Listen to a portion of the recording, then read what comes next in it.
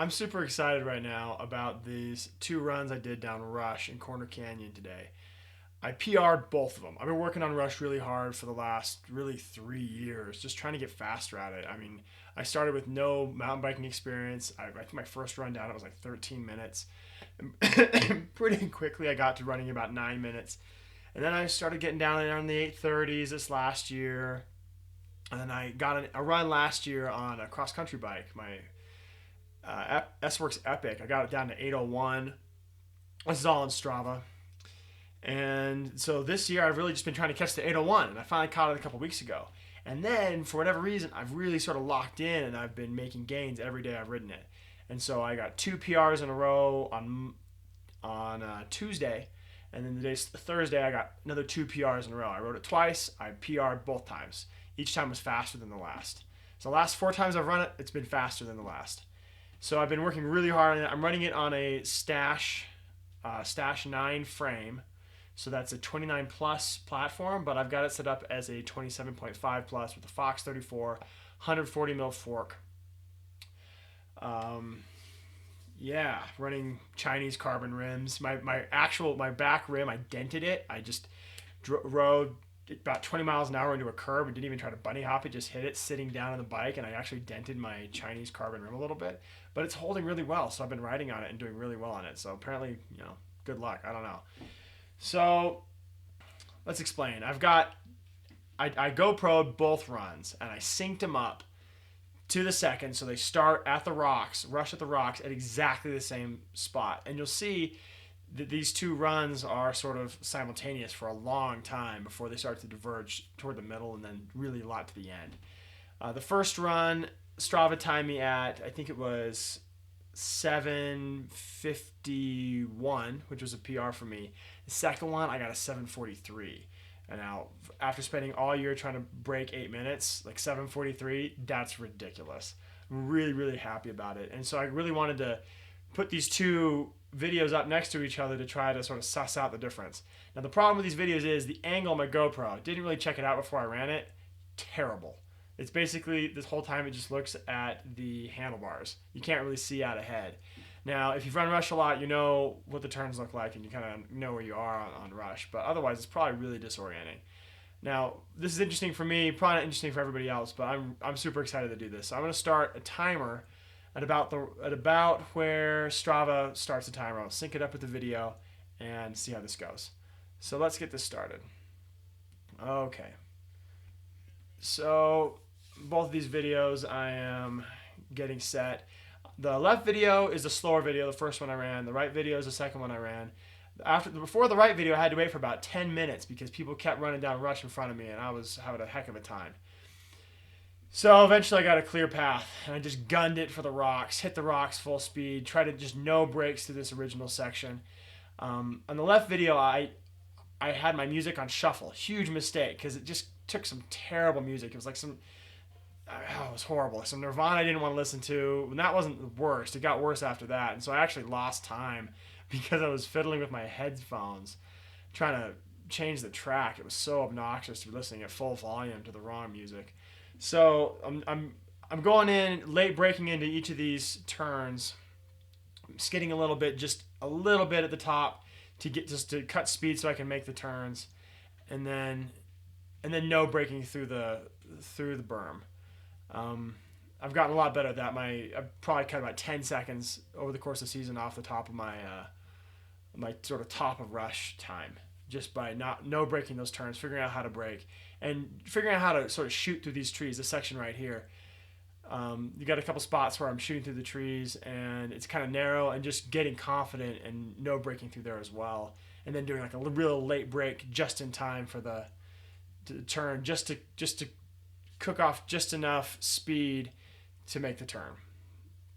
So you can see both of these runs are almost identical at this point. I don't know how long I'm into it, but I'm a ways into it. And yeah, let's see how this goes. Still going.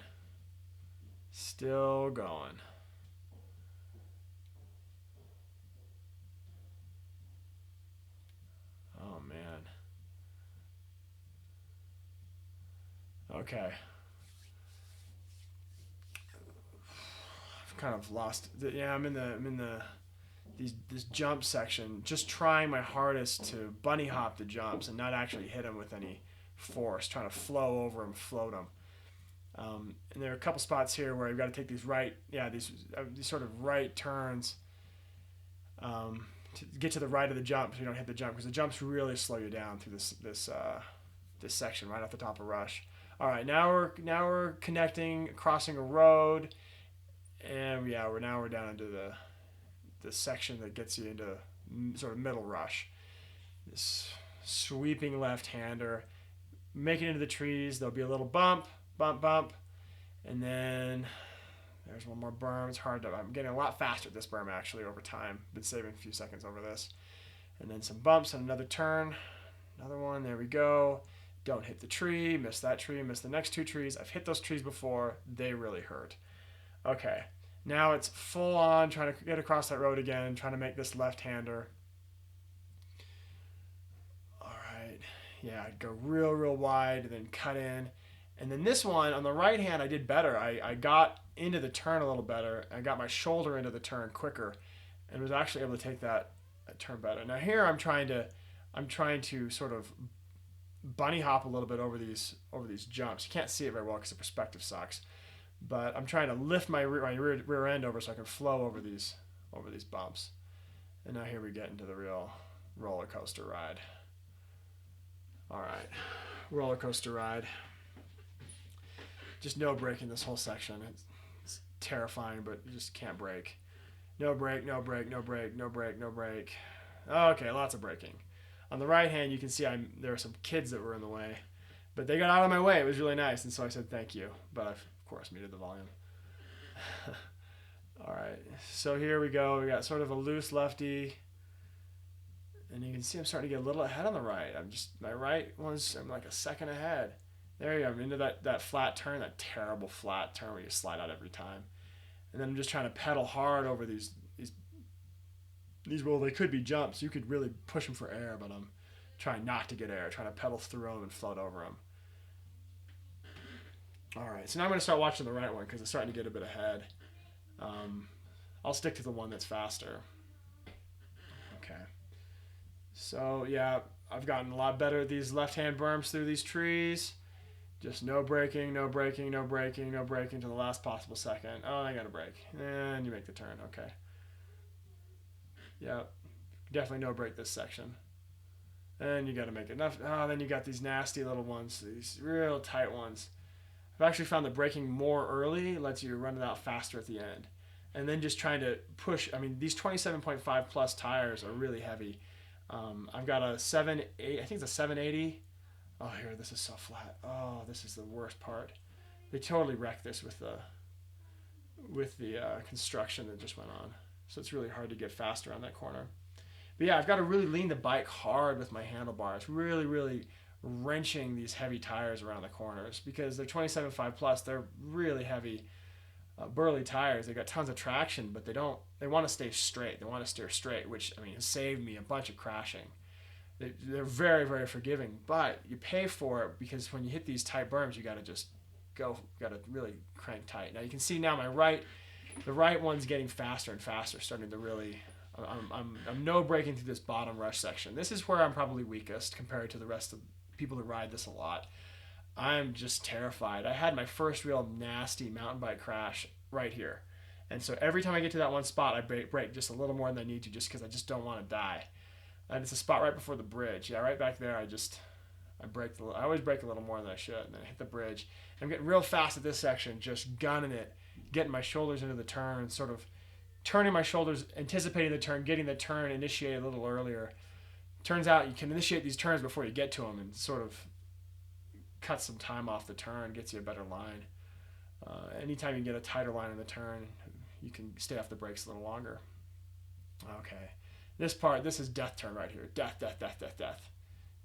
This got washed out and people broke bones. Been breaking bones all season through that section right there. All right,